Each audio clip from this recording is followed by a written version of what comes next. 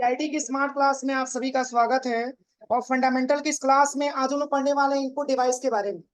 देखिए, पिछली क्लास में मैंने आपको कीबोर्ड के बारे में बताया था, जो कि एक इनपुट डिवाइस होता है। मैंने इसको डीपली आपको बताया भी था कि कीबोर्ड के क्या क्या वर्क होते हैं, इसमें कौन कौन सा बटन होता है, किस बटन का क्या प्रयोग होता है।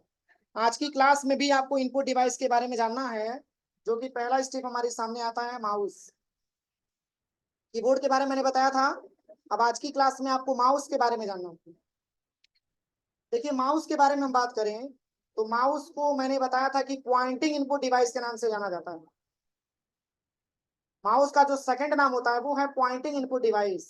क्योंकि इस माउस में आप केयर करेंगे तो इसमें पॉइंटर भी जुड़ा हुआ आपको दिखता है, और इसी पॉइंटर को जुड़े होने के कारण माउस का नाम पॉइंटिंग इनपुट डिवाइस दिया जाता है।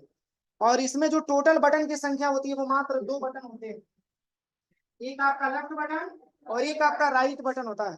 और बीच वाले को बटन नहीं बोला जाता, स्क्रॉल व्हील के नाम से जाना जाता है, जिसका प्रयोग होता है पेज को ऊपर नीचे करना, स्क्रॉल व्हील बोला जाता है।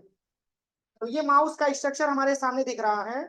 और जिस तरीके से मैंने आपको कीबोर्ड के बारे में बताया था कि पहले टाइम में कीबोर्ड का इस्तेमाल या फिर माउस का इस्तेमाल जब किया जाता था तो उसमें PS2 टाइप का कीबोर्ड और माउस आता था। बाद में क्या किया गया, उस कोड को हटा करके USB टाइप का कीबोर्ड और माउस लाया गया। समझ में आ रहा है ना? जिसकी जो पोर्ट होता है वो क्या होता है, चैप्टर टाइप का होता है, एक प्रकार का हमारा USB टाइप का होता है। तो जैसे कि अगर हम यहाँ पे माउस के बारे में बात करें तो माउस का वर्क क्या होता है, तो जैसे कि आपको ये पता है कि माउस में जैसे कि माउस को मूव कराते हैं वैसे वैसे उसका पॉइंटर भी मूव करता हुआ दिखाई देता है। और इसका प्रयोग हम डेटा को इनपुट कराने के लिए करते हैं। तो जैसे कि यहाँ पे लिखा भी है कि the mouse is must widely used pointing device as the mouse is moved and movements are mirrored by the on screen pointer. यानी कि यहाँ पे बताया जा रहा है कि इसका प्रयोग कर्सर को एक स्थान से दूसरे स्थान पे ले जाने के लिए किया जाता है। किसका प्रयोग? माउस का प्रयोग। माउस का प्रयोग कर्सर को एक स्थान से दूसरे स्थान पे लेके जाने के लिए किया जाता है। और यहाँ पे बताया जा रहा है सबसे पहले four main function by mouse. Mouse के मुख्यतः 4 वर्क होते हैं। कितने वर्क होते हैं? 4 वर्क होते हैं, जिसमें पहला आपका दिया है क्लिक, किसी ऑब्जेक्ट को सेलेक्ट करने के लिए। अगर एक बार माउस से हम लेफ्ट बटन अगर हम किसी ऑब्जेक्ट पे प्रेस करते हैं तो ऑब्जेक्ट हमारा सेलेक्ट हो जाता है। जैसे कि ऑब्जेक्ट ऑब्जेक्ट आए क्या, तो जैसे कि आपका फोल्डर हो जाए, फोल्डर एक ऑब्जेक्ट हो जाए, या फाइल है, फाइल एक ऑब्जेक्ट हो जाएगा, या कोई इमेज है तो इमेज एक ऑब्जेक्ट हो जाएगा। उसको अगर हमको सिलेक्शन करना है तो इसके लिए माउस का एक बार आपको लेफ्ट बटन दबाना होता है, वो ऑब्जेक्ट आपका क्या हो जाता है, सेलेक्ट हो जाता है। इसके बाद से दिया है डबल क्लिक, किसी भी ऑब्जेक्ट को ओपन करने के लिए। अगर हम उसी ऑब्जेक्ट पे माउस का लेफ्ट बटन 2 बार दबाते हैं तो वो ऑब्जेक्ट हमारा ओपन हो जाता है। एज्यूम करिए कि मैंने ऑब्जेक्ट के तौर पे मान लिया किसको, फोल्डर।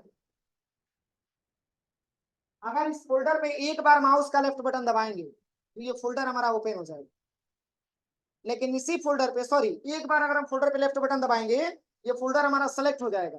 लेकिन इसी फोल्डर पे अगर हम डबल बार क्लिक करेंगे तो फोल्डर हमारा ओपन हो जाएगा। और तीसरा क्या दिया है, राइट क्लिक, किसी ऑब्जेक्ट से रिलेटेड ऑप्शन ओपन करने के लिए। जैसे इसी फोल्डर पे आपको बहुत सारे ऑप्शन के बारे में आपको जानना, जैसे कि इसमें रीनेम का भी ऑप्शन आ जाए, डिलीट का भी ऑप्शन आ जाए, प्रॉपर्टीज का भी ऑप्शन आ जाए, सेंड का भी ऑप्शन आ जाए। इसके लिए इसी फोल्डर पे आपको माउस का राइट बटन दबाना होता है। तो ऑब्जेक्ट में ऐसे बहुत सारे इससे संबंधित ऑप्शन आपके सामने ओपन हो जाता है, इसी फोल्डर से संबंधित, क्योंकि फोल्डर को ही मैंने ऑब्जेक्ट मान रखा है। और चौथा जो ऑप्शन आता है वो है आपका drag and drop. Drag and drop, अगर हम ड्रैग एंड ड्रॉप के बारे में बात करें तो किसी ऑब्जेक्ट का लोकेशन बदलने के लिए, फॉर एग्जांपल कि आपने फोल्डर बनाया, वो फोल्डर आपके टॉप में है, आप उसको डाउन में लेके आना चाहते हैं तो माउस का लेफ्ट बटन दबा करके, और जैसे ही आप इसको खींचते हैं तो ये आपका फोल्डर नीचे आ जाता है। देखिए, इसकी प्रैक्टिकल हम कैसे समझेंगे। मैंने अभी आपको बताया है कि एक फोल्डर को ही हम ऑब्जेक्ट मान रहे हैं, कोई फोल्डर है, उसी फोल्डर को मैंने ऑब्जेक्ट समझ लिया। तो जैसे कि हम आ जाते हैं यहाँ पे दिस पीसी वाले ऑप्शन पे, और यहाँ पे आप आ जाइएगा सबसे पहले म्यूजिक में। बहुत सारा फोल्डर यहाँ पे बना हुआ है, बहुत सारे फाइलें भी यहाँ पे बनी हुई है। तो जैसे कि आप यहाँ पे फोल्डर पे एक बार माउस का लेफ्ट बटन मैंने दबाया तो फोल्डर हमारा सिलेक्शन हो जाएगा। जैसे कि अब ऐसा नहीं कि अगर आप इस पे क्लिक नहीं करेंगे तो हो जाएगा। जैसे देखिए, अगर हम यहाँ पे आ जाते हैं, अब देखिए अभी कोई सिलेक्शन नहीं है, आप ऐसे खींचेंगे, अभी आपका कोई भी डेटा से सिलेक्शन नहीं है। यहाँ पे लेके जाएंगे तो ऐसा नहीं कि सिलेक्शन हो जाए, बस एक बार आपको क्लिक करना है तभी आपका डेटा सिलेक्शन हो पाता है। वो भी कौन सा बटन, तो माउस का लेफ्ट बटन। तो ये केवल अभी सिलेक्शन हुआ है। अब इस फोल्डर में आपने क्या क्या डेटा रखा हुआ है, इसके लिए माउस को आप इसी ऑप्शन पे लेके जाइए और माउस का लेफ्ट बटन 2 बार आप प्रेस करेंगे, इसमें जो भी डेटा होगा ये आपके सामने ओपन हो जाएगा। समझ में आ रहा है ना। और तीसरा ऑप्शन ये है कि अगर आप इसी फोल्डर पे माउस का अगर आप राइट बटन दबाएंगे तो इससे संबंधित ऑप्शन आ जाएगा। इसमें कौन कौन सा इतना सारा ऑप्शन आपका दिया है, इसकी प्रॉपर्टी जांच करना हो, रीनेम करना हो, डिलीट करना हो, कॉपी कट को भी, सारे के सारे इसमें ऑप्शन आपको मिल जाते हैं। और जो लास्ट ऑप्शन आता है वो है आपका ड्रैग एंड ड्रॉप। अगर आपने इस पे क्लिक किया, इसको ड्रैग करते हुए आप लेकर के दूसरी जगह पे लेके आ सकते हैं, या इसी फोल्डर के अंदर मैंने रखी।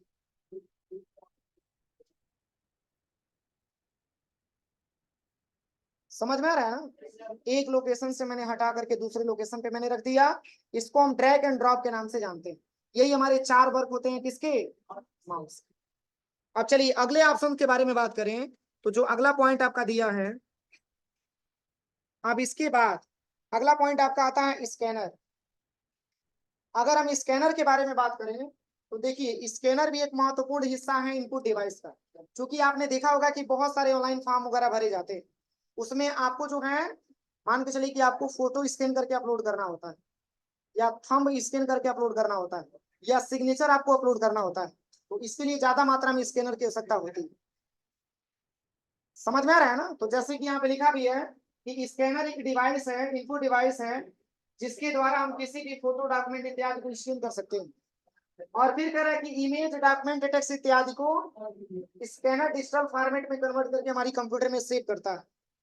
जैसे कि क्या होता है कि मान के चलिए कि हमारा ओरिजिनल आधार कार्ड हो गया, ओरिजिनल हमारा कोई सर्टिफिकेट हो गया, ओरिजिनल हमारा कोई फोटो हो गया, उसको जैसे ही हम स्कैनर में डालते हैं, आप उसको स्कैन करके और अपनी कंप्यूटर में डिजिटल फॉर्मेट में आप उसको सेव कर सकते हैं, ताकि जहां पर आपको अपलोड करना है आसानी तरीके से आप उसको अपलोड कर सके।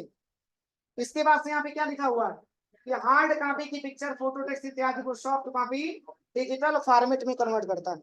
जैसे कि मान के चलिए कि हमारा ओरिजिनल हाई स्कूल की मार्कशीट या ओरिजिनल हमारा आधार, ये एक प्रकार की हार्ड कॉपी है। क्या होती है, हार्ड कॉपी होती है। या ओरिजिनल आपका पिक्चर, ये सबके सब एक प्रकार के हार्ड कॉपी होते हैं। लेकिन जैसे ही हम उसको स्कैन करते हैं तो स्कैन करने के बाद वो डेटा हमारा सॉफ्ट कॉपी में कन्वर्ट हो जाता है और हम आसानी तरीके से उसको अपलोड कर देते हैं जहां पर भी अपलोड करना होता है। और फिर क्या लिखा हुआ है कि इसका प्रयोग करके हम किसी भी डॉक्यूमेंट का इलेक्ट्रॉनिक वर्जन भी क्रिएट कर सकते हैं। इसका तो अपने स्कैनर का प्रयोग करके, क्योंकि स्कैनर एक इनपुट डिवाइस है जिसकी बहुत ही ज्यादा रिक्वायरमेंट तब होती है जब किसी डेटा को आपको क्या करना हो, स्कैन करना हो। कोई दिक्कत है यहाँ तक। चलिए अगला जो पॉइंट आपका आता है इनपुट डिवाइस में, ये है आपका ओसीआर। ओसीआर का पूरा नाम होता है ऑप्टिकल कैरेक्टर रीडर। और इसका प्रयोग क्या है, तो कह रहा है कि ऑप्टिकल कैरेक्टर रीडर एक ऐसा डिवाइस है जिसका प्रयोग कागज पर बने किसी विशेष प्रकार के अक्षर, अंक या चिन्हों को स्कैन करने के लिए किया जाता है। जैसे कि मान के चलिए किसी कागज पर अगर कोई मार्क या चिन्ह बना हुआ है या कोई सिंबल बना हुआ है, अगर आप उसको स्कैन करना चाहते हैं तो इसके लिए ओसीआर की आवश्यकता होती है। और ये भी पूरे फॉन्ट को स्कैन नहीं करता है, कुछ विशेष ऐसे फॉन्ट होते हैं जिसको कि स्कैन करने के लिए ओसीआर की आवश्यकता होती है। जैसे कि कैश रजिस्टर हो गया आपका, या कैश रजिस्टर आपका हो गया, या फिर मान के चलिए कैसे बहुत सारा ऑप्शन दिया, जैसे कि यहाँ पे ओसीआर कह रहा है कैश रजिस्टर हो गया, क्रेडिट कार्ड के अक्षर हो गए, इसको स्कैन करने के लिए इसकी ज्यादा मात्रा में रिक्वायरमेंट होती है ओसीआर की। अगला जो पॉइंट आपका दिया है ये है आपका जॉयस्टिक। ये जॉयस्टिक का सिंबल आपके सामने है और ये भी एक प्रकार का इनपुट डिवाइस होता है। और देखिए यहाँ पे क्या लिखा हुआ है कि जॉयस्टिक का प्रयोग अक्सर वीडियो गेमों को नियंत्रित करने के लिए किया जाता है। और कह रहा है कि इसमें आमतौर पर उसमें एक या अधिक दबाए जाने वाले बटन भी होते हैं जिनकी स्थिति को कंप्यूटर द्वारा पढ़ा भी जा सकता है, और यह कंप्यूटर को चलाने और वीडियो गेम के खेलने में काम में आता है। और फिर यहाँ पे लिखा हुआ है कि जॉयस्टिक एक इनपुट डिवाइस है, जॉयस्टिक कंप्यूटर के प्रोग्राम को शुरू करने में मदद भी करता है। और जॉयस्टिक का इस्तेमाल ज्यादातर ट्रेनों में, ट्रकों में, पहिएदार कुर्सियों में, निगरानी कैमरों में, पानी के अंदर मानव रहित वाहनों में आदि जगहों पे जॉयस्टिक का इस्तेमाल ज्यादा मात्रा में किया जाता है। और कह रहा है कि जॉयस्टिक को चारों ओर घुमाया जा सकता है जॉयस्टिक का इस्तेमाल अक्सर वीडियो गेम तरह की कंप्यूटर गेम खेलते वक्त करते हैं। जॉयस्टिक कंप्यूटर के चारों दिशाओं की बराबर जानकारी देता है। जैसे देखिए यहाँ पे कंपैरिजन किया गया, निगरानी कैमरा और पहिएदार कुर्सी। जैसे कि आपने देखा होगा, जो एक सीसीटीवी कैमरा होता है, एक छोटी सी कैमरा जो पूरे इमेज को आसानी तरीके से क्या कर लेता है, स्कैन कर लेता है। कैमरा तो छोटा ही होता है ना, लेकिन क्लास में पढ़ने वाले सारे बच्चों को रिकॉर्ड कर लेता है। या फिर आपने देखा होगा कि बड़े बड़े जो मीटिंग हॉल होते हैं उसमें भी कैमरे लगाए गए होते हैं, उसमें पूरे लोगों को स्कैन कर लेता है और रिकॉर्ड कर लेता है। तो सेम वैसे ही एक हमारा जॉयस्टिक भी होता है जो चारों दिशाओं की बराबर जानकारी देता है। आप कभी क्लियर करिएगा, जैसे कि जो सीसीटीवी कैमरा होता है उसमें क्या होता है, जैसे वो घूमता रहता है, मूव करता रहता है ऐसे गोल टाइप के। और ऐसे ही जैसे कि छोटा सा एग्जांपल दिया, जैसे कि पहिएदार कुर्सी होती है, यानी कि जो ऑफिस में कुर्सियां लगी होती हैं उसको हम मूव करा सकते हैं एक डायरेक्शन से दूसरे डायरेक्शन में। सेम वैसे ही हमारा जॉयस्टिक भी काम करता है। अब इसके फायदे क्या क्या है, तो देखिए इसमें लिखा भी है कि यह शुरू के लोगों को आसानी से इस्तेमाल करने में उपयोगी होता है। इसकी काम करने की क्षमता काफी अच्छी होती है और यह आसानी से चलाने के काम में आता है। और यह 3D तरीके से चलाने के भी काम में आते हैं। मतलब हम इसको 3D तरीके से भी चला सकते हैं। जैसे कोई आपने 3D इमेज देखा होगा, उसका कई सारा मोटा लेयर में इमेज वगैरह बनता है, सेम वैसे ही हम इसको 3D तरीकों से भी आसानी से चला सकते हैं। अगला लिखा हुआ है रेसिंग और मिशन के गेमों में भी काफी अच्छे से अपना काम करते हैं। जो रेसिंग की गेमें होती हैं, जो मिशन वाली गेमें होती हैं, उसमें जॉयस्टिक का ज्यादा मात्रा में हम इस्तेमाल करते हैं। ये भी एक प्रकार का क्या है, इनपुट डिवाइस। चलिए अगला जो पॉइंट हमारे पास आता है वो है आपका माइक्रोफोन। देखिए अगर हम माइक्रोफोन के बारे में बात करें तो माइक्रोफोन के बारे में आज हम सबको पता है। कहाँ कहाँ मिलता है माइक्रोफोन मोबाइल में, आप यूट्यूब पे चले जाइए माइक्रोफोन अवेलेबल, गूगल पे चले जाइए माइक्रोफोन अवेलेबल, सोचिए व्हाट्सएप पे चले जाइए अवेलेबल, हर जगह आप चेक कर सकते हैं मोबाइल में, हर जगह माइक्रोफोन अवेलेबल है। सोचिए जो व्यक्ति पढ़ा लिखा नहीं है वो भी अगर बोलना जानता है तो आसानी तरीके से मोबाइल चला सकता है। ये देन है तो किसका, माइक्रोफोन का। और इसमें माइक्रोफोन में यहाँ पे बताया गया है कि माइक्रोफोन एक ऐसा डिवाइस है जो आपकी आवाज को डिजिटल डाटा में बदलता है और इसकी मदद से आप अपने कंप्यूटर में ऑडियो डाटा को डाल सकते हैं। और कह रहा है कि साथ ही आप इसकी मदद से अपने कंप्यूटर में टाइप भी कर सकते हैं। एक सिंपली अगर हम बात करें व्हाट्सएप के बारे में तो दो प्रकार का उसमें माइक्रोफोन आपका दिया है। एक तो जो आप बोलेंगे आपकी आवाज वहां तक चला जाए, और दूसरा ये है कि आप जो बोलेंगे उसको वो टाइप करके लिख भी देगा। ये दो ऑप्शन आपके व्हाट्सएप में मौजूद है। तो वही बात इसमें बता रहा है कि आप इसमें अपने ऑडियो डाटा को डाल सकते हैं। ऑडियो का मतलब जो हम बोल रहे हैं एक प्रकार का ऑडियो है, इसी के जरिए इनपुट लेने की अनुमति दे रहा है वो। और वही दूसरी चीज की जो हम बोलेंगे उसको ये शब्दों में अपना लिख भी देता है। तो एक प्रकार का हमारा माइक्रोफोन होता है। और देखिए आप लिखा है कि माइक्रोफोन को एमआईसी भी कहा जाता है। माइक्रोफोन ऑडियो के जरिए इनपुट लेने की अनुमति देता है। और माइक्रोफोन का आविष्कार इमाइल बर्लिनर ने 1877 ईस्वी में किया था। और कह रहा है कि माइक्रोफोन का इस्तेमाल वॉइस रिकॉर्डर में किया जाता है, ऑनलाइन चैटिंग में किया जाता है, सिंगिंग और आदि कई प्रकार के कार्यों में किया जाता है। माइक्रोफोन एक ऐसा है जो साउंड वाइब्रेशन को इलेक्ट्रॉनिक सिग्नल में परिवर्तित कर देता है। आपने देखा होगा कि जैसे कि प्ले स्टोर पे भी आजकल बहुत सारे ऐसे ऐप आ रहे हैं जिसके मदद से आप अपनी आसानी तरीके से गाना वगैरह भी गा सकते हैं। सही है। तो माइक्रोफोन होता क्या है, जैसे कि जो चीज अभी जो आप प्रेजेंट में बोल रहे हैं और वही माइक्रोफोन से बोल करके देखिए, दोनों में आपको कंपेयर नजर आएगा। आपको ऐसा लगेगा ही नहीं कि मेरी आवाज है, क्योंकि वो चेंज कर देता है अपनी आवाज को। एक प्रकार का माइक्रोफोन होता है। चलिए अगला जो पॉइंट आपका दिया है, वेब कैमरा। क्या दिया है, वेब कैमरा। अगर हम वेब कैमरे के बारे में बात करें तो ये आपके सामने वेब कैमरा यहाँ पे दिया हुआ है, देखिए यही है वेब कैमरा। ये दिख रहा है सबको, यही वेब कैमरा है। अरे जिसके माध्यम से हम लाइव क्लास ले पा रहे हैं, देखिए यही वेब कैमरा है। देखिए इससे फायदा क्या है, ये तो दिख रहा है ना। देखिए इससे फायदा क्या है, वेब कैमरे से क्या क्या फायदा है। जैसे कि अभी तो मान के चलिए लॉकडाउन नहीं लगा हुआ है, हम लोग आसानी तरीके से एक दूसरे के पास बैठ करके पढ़ाई कर ले रहे हैं। सोचिए जब कोरोना का केस आया था उस समय यहीं से लाइव क्लास दिया जाता था बच्चों। बच्चे घर पे बैठे रहते थे और अपनी स्मार्टफोन के माध्यम से आसानी तरीके से वो पढ़ाई कर पाते थे। आज भी लाइव क्लास प्रोवाइड किया जा रहा है ना। जो बच्चा आज एब्सेंट है, जो बच्चा आज पढ़ने नहीं आया है, वो आसानी तरीके से लाइव क्लास पर बैठ करके पढ़ाई कर सकता है। ये देन है तो किसका? वेब कैमरे का देन। ये वेब कैमरा करता क्या है? तो जैसे कि ऑनलाइन क्लास में मैंने इसका इस्तेमाल कर लिया, अब इससे जो हम क्लास लेंगे उसकी एक रिकॉर्डेड वीडियो हमको मिल जाती है, जो कि वीडियो शाम के टाइम में व्हाट्सएप ग्रुप में आपको शेयर किया जाता है।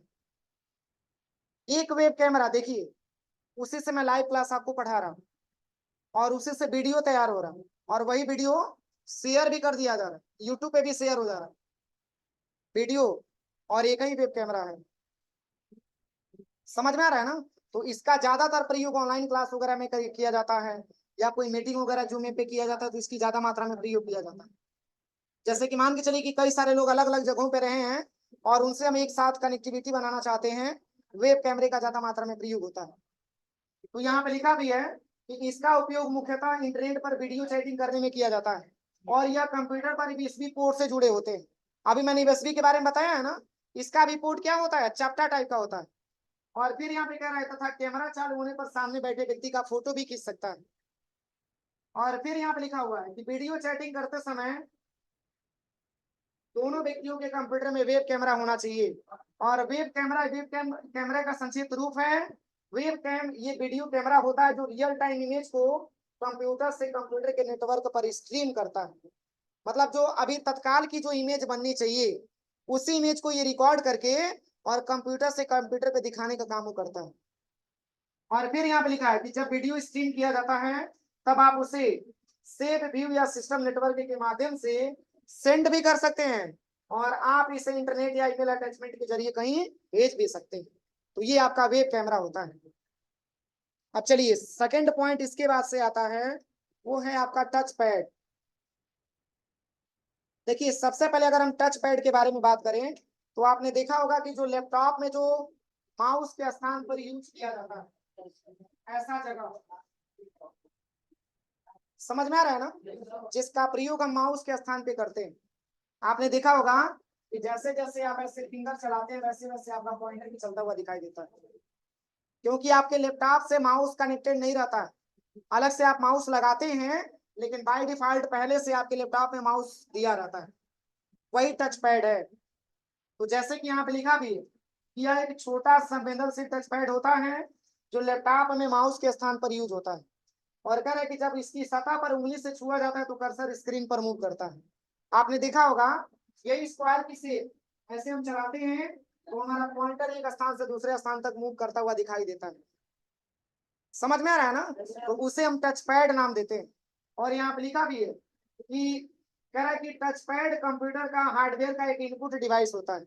एक नाम आ गया हार्डवेयर, मैंने बताया था कंप्यूटर के वे सभी पार्ट्स जिसको हम छू सकते हैं और एक स्थान से दूसरे स्थान पे लेके जा सकते हैं, एक प्रकार का हार्डवेयर का पार्ट होता है। तो यहाँ पे लिखा भी है कि हार्डवेयर का इनपुट डिवाइस होता है जिसे आप अपने लैपटॉप या अपने स्मार्टफोन में भी प्रयोग करते हैं।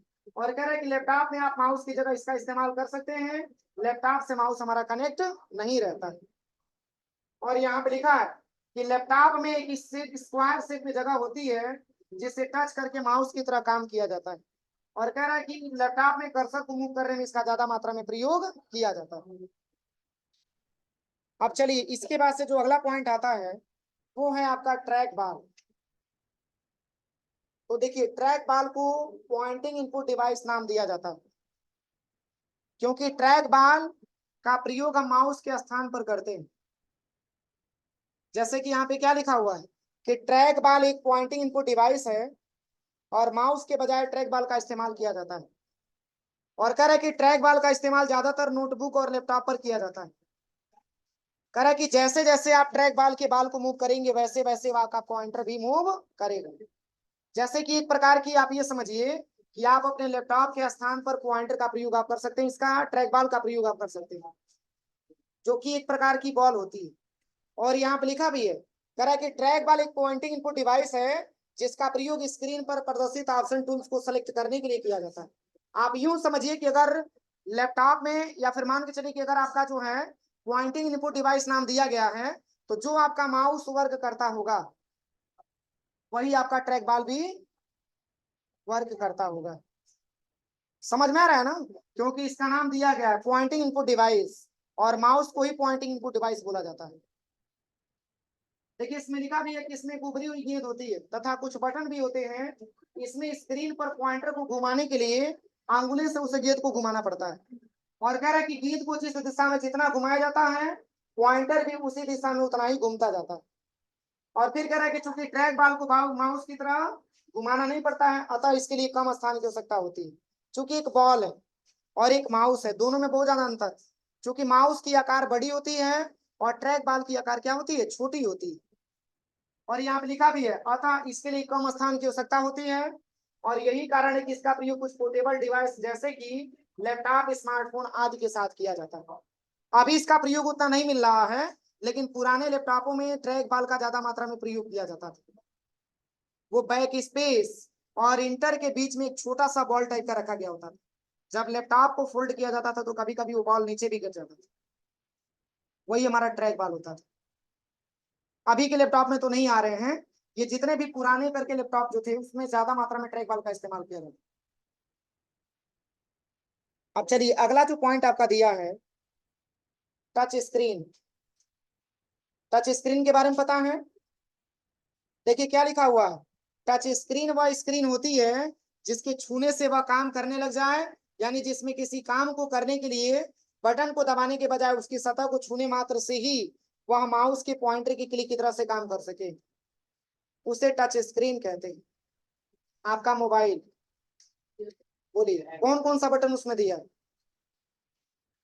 आवाज को कम और ज्यादा करने के लिए और लॉक करने के लिए, लगभग यही बटन दिया है ना। बाकी कोई ऐसा सेटिंग जो हम वहां पे ना पहुंच पाए? बोलिए, वो देना है तो किसका? टच स्क्रीन का देना। समझ में आ रहा है ना? यहाँ पे क्या लिखा हुआ है कि टच स्क्रीन एक पॉइंटिंग इनपुट डिवाइस है जिसमें यूजर कंप्यूटर के साथ इंटरेक्ट करने के लिए कंप्यूटर स्क्रीन पर अवेलेबल पिक्चर और वर्ड को टच करता है, जिससे उस जगह पर प्रेशर क्रिएट होता है। और कह रहा है कि कंप्यूटर पर टच स्क्रीन उस प्रेशर के हिसाब से काम करती है, और टच स्क्रीन का इस्तेमाल अपने दैनिक जीवन में करते हैं। इन्हें आप अपनी स्मार्टफोन, कंप्यूटर, लैपटॉप, एटीएम इत्यादि में आप देखते हैं।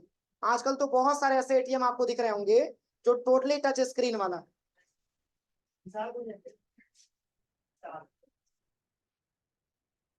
नहीं कोई नहीं, समझ में आ रहा है ना? आजकल ऐसे बहुत सारे आपको एटीएम मिल रहे हैं जो टोटली आपका टच स्क्रीन वाला, बटन तो कुछ दिया ही नहीं है। सोचिए अगर आपको टच स्क्रीन नहीं आएगा चलाने, तो आपके खाते में रखा हुआ पैसा सेफ रहेगा, निकाल नहीं पाएंगे। एक तरीका है कि आधार से नंबर बताइए और फिंगर लगाइए, पैसा आपके हाथ में आ गया। सोचिए अगर वो भी जवाब देता, क्या करेंगे? समझ में आ रहा है ना? तो ये हमारे यहाँ क्या होते हैं, टच स्क्रीन होते हैं। अगर जिसको भी टच स्क्रीन चलाना नहीं आता है, अगर हम उसको फोन दे देंगे तो पूरा सेटिंग बना के दे देगा। सही है कि गलत है? चलिए अगला जो पॉइंट आपका आता है, वो अगला पॉइंट आपका दिया है यहाँ पे क्या, लाइट पेन। देखिए अगर हम लाइट पेन के बारे में बात करें तो लाइट पेन का प्रयोग कहाँ किया जाता है, तो जैसे यहाँ पे लिखा भी है कि लाइट पेन से दो आशय। पहला लाइट पेन जिसमें एक बैटरी होती है और इसके ऊपरी हिस्से पर एक एलईडी लैंप लगा होता है, और यह लैंप इसलिए होता है कि लाइट ना होने की स्थिति में भी आप इस पेन से लिख सकें। और कह रहे हैं कि दूसरे अर्थ में लाइट पेन से अभिप्राय फोटोग्राफी में काम लाए जाने वाले उस पेन से है जो किसी चित्र को बेहतर बनाने में प्रकाश डालने के काम में आता है। जैसे कि कोई आप फिगर बना रहे हैं अपनी कंप्यूटर में, और उस फिगर को आप जैसे कि मान के चलिए कि उसमें आप कुछ बेहतर बनाना चाहते हैं, उसमें और भी प्रकाश डालना चाहते हैं, इसके लिए लाइट पेन की आवश्यकता होती है। जैसे इमेज में आप देखिए, ये लाइट पेन के माध्यम से किसी फोटो में आसानी तरीके से हम उसकी जो है ब्राइटनेस को भी बढ़ा सकते हैं, या उसमें और भी फॉर्मेटिंग हम कर सकते हैं, और भी कुछ एडिटिंग कर सकते हैं। इसके लिए लाइट पेन की आवश्यकता होती है। और यहाँ पे लिखा भी है कि तीसरा कंप्यूटर पर काम करने के लिए इस्तेमाल होने वाला टैबलेट पेन, और चौथा और अंतिम सबसे ज्यादा जाना जाता है वह एक इनपुट डिवाइस है जिसके जरिए कंप्यूटर से हम जुड़ते हैं। और कह रहे हैं कि आमतौर पर जब हम लाइट पेन की बात करते हैं तो हमारा आशय इसी से होता है। इसका नमूना प्रोटोटाइप 1950 में अमेरिका में तैयार किया गया, सबसे पहले 1950 में, और लाइट पेन का इस्तेमाल सबसे पहले अमेरिका में तैयार किया गया। और यहाँ पे लिखा भी है कि कंप्यूटर पर काम करते समय लाइट पेन एक रिसेप्टर की तरह काम में आता है। इसमें लगे बटन को दबाने पर कंप्यूटर में डिस्प्ले आता है और काम करता है। या स्क्रीन पर पिक्सल बनाता है जिसमें लगी हुई इलेक्ट्रॉनिक डिवाइस स्क्रीन पर लाइट से इमेज तैयार करती है। और इस पेन से आप बिल्कुल उसी तरह कंप्यूटर स्क्रीन पर काम कर सकते हैं जैसे कि आप पेंसिल से कागज पर करते हैं। जैसे कोई ब्लैंक पेपर होता है, उस पे हम पेंसिल से लेकर के खूब बढ़िया ड्राइंग बनाते हैं ना, सेम वैसे ही आप लाइट पेन से भी काम कर सकते हैं। देखिए इसमें बताया जा रहा है कि आप बिल्कुल उसी तरह कंप्यूटर स्क्रीन पर काम कर सकते हैं जैसे कि पेंसिल से कागज पर करते हैं। फर्क केवल इतना है कि आपके हाथ में माउस और उंगलियां किस पे होती हैं, कीबोर्ड पर होती हैं, जिसके माध्यम से आप लाइट पेन का इस्तेमाल करके आप किसी चित्र को बेहतर बना सकते हैं। ये हमारे लाइट पेन का प्रयोग होता है। चलिए अगला जो पॉइंट आपका आता है, नेक्स्ट पॉइंट है आपका बीसीआर। और बीसीआर का मतलब होता है बार कोड रीडर। जैसे क्या होता है, हर एक प्रोडक्ट पे आप चेक करिए बार कोड लगा हुआ मिलेगा। आप कोई भी ऑनलाइन परचेज सामान, अगर कोई भी ऑनलाइन सामान परचेज करते हैं, उस पर भी बारकोड आपको चिपका हुआ मिल रहा है। वो बारकोड जब तक लगा नहीं रहेगा, ये बारकोड है क्या, तो अपनी कंपनियां सुरक्षा की दृष्टि से, मतलब हमारी कंपनी का नकल कोई दूसरी कंपनी ना कर पाए। ये बहुत सारी कंपनियां अलग अलग बारकोड बना रही हैं। आप खुद चेक करिएगा, दो प्रोडक्ट आप लीजिएगा और दोनों प्रोडक्ट का बारकोड मिलाइए, कभी नहीं मैच करेगा। समझ में आ रहा है ना, वो कभी भी नहीं मैच करेगा, वो बारकोड ही बिल्कुल अलग अलग होता है। तो यहाँ पे लिखा भी है, जैसे मॉल में भी सामान लेने जाते हैं, कोई सामान हमको पसंद आ जाता है हम उसको उठा लेते हैं और कैश काउंटर पे लेके आते हैं, उसी बारकोड के माध्यम से पेमेंट हमको देना होता है। बस वो स्कैन करता है, तत्काल बता देता है कंप्यूटर में कि क्या पैसा आपको देना। उसमें तो कभी कभी ऐसा भी होता है कि डिस्काउंट होता है, हमको पता भी नहीं चलता है, लेकिन वो स्कैन करता है तो उतना ही अमाउंट दिखाता है जितना कि पहले फिलअप किया गया होता है, उसमें भी डिस्काउंट हमको मिल जाता है। तो ये हमारा बारकोड होता है, हर एक प्रोडक्ट का बारकोड अलग अलग होता है। यहाँ पे लिखा भी है कि बारकोड रीडर एक विशेष प्रकार की इनपुट डिवाइस होती है और यह बारकोड को स्कैन करके उससे प्राप्त डेटा का इनपुट आपके कंप्यूटर में सीधे सीधे लेके जाती है और यह डिवाइस बारकोड को पढ़ने के काम में आती है। और लिखा है बारकोड एक विशेष प्रकार का कोड होता है जिसमें पतली और मोटी लाइनों की एक सीरीज होती है, वहां पे फिगर में देखिए। और कह रहा है कि सीरीज होती है, लाइनों को बार कहा जाता है और इसकी जो कोडिंग होती है उसको कोड कहा जाता है। आपने नाम सुना है बायोमेट्रिक डिवाइस के बारे में, बायोमेट्रिक डिवाइस।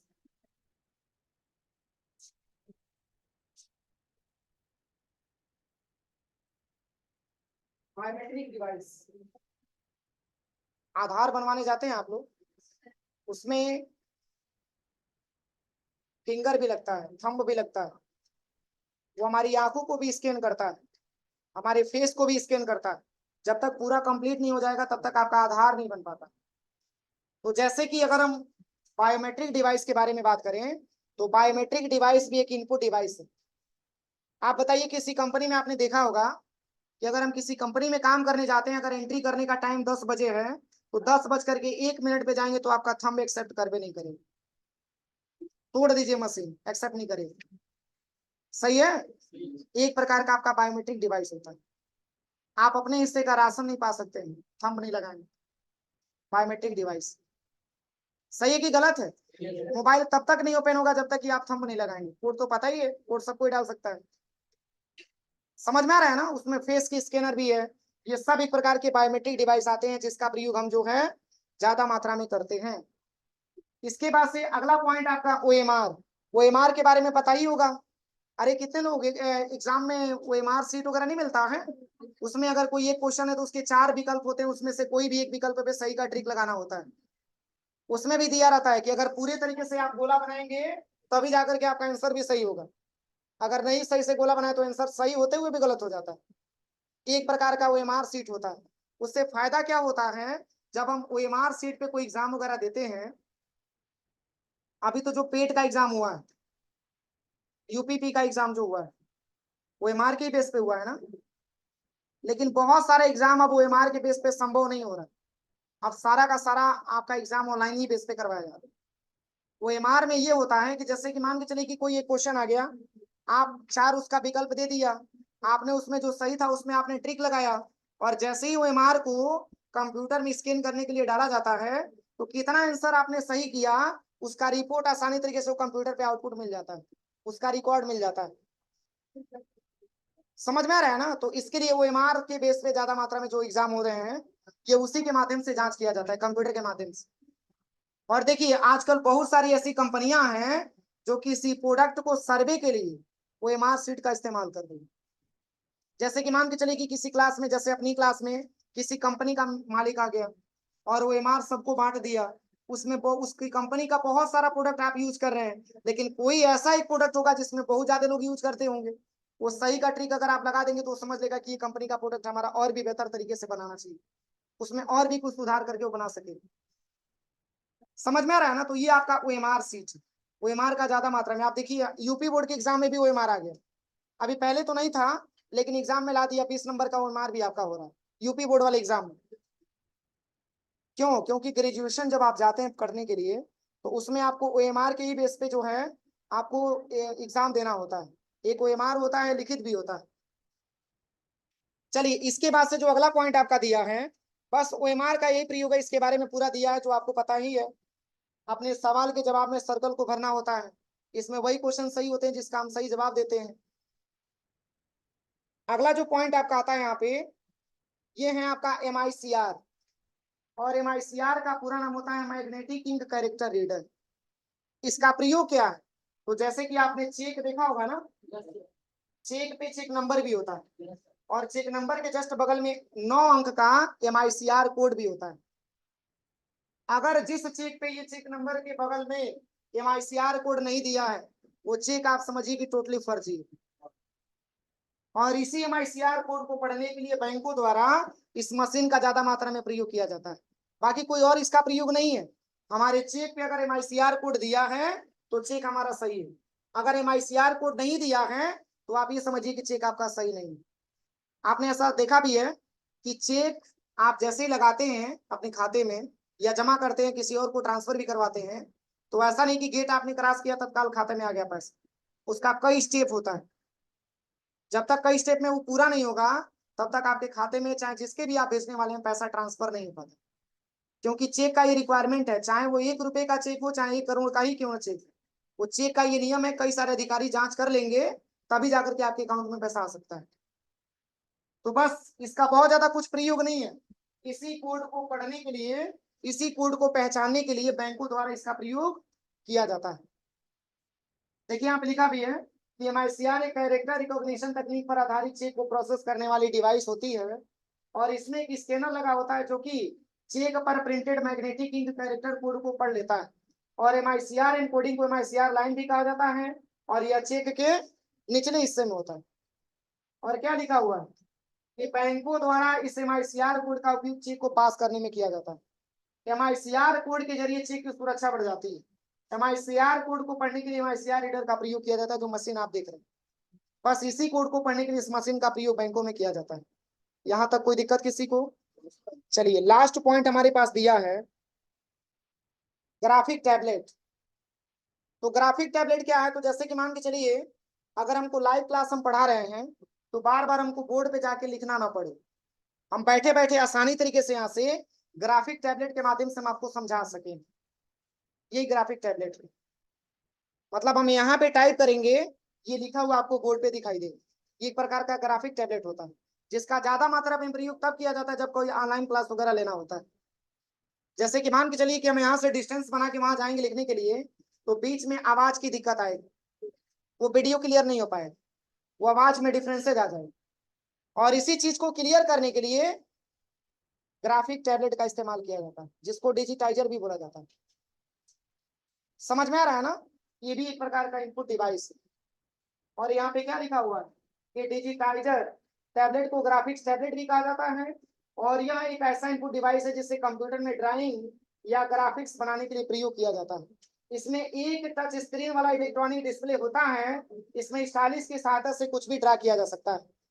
हम इसे बिल्कुल स्लेट व पेंसिल की तरह प्रयोग कर सकते हैं और बनाए गए ड्राइंग को कंप्यूटर की मेमोरी में सेव भी कर सकते हैं और डिजिटल तरह की ड्राइंग को कंप्यूटर मेमोरी में सेव भी कर सकते हैं।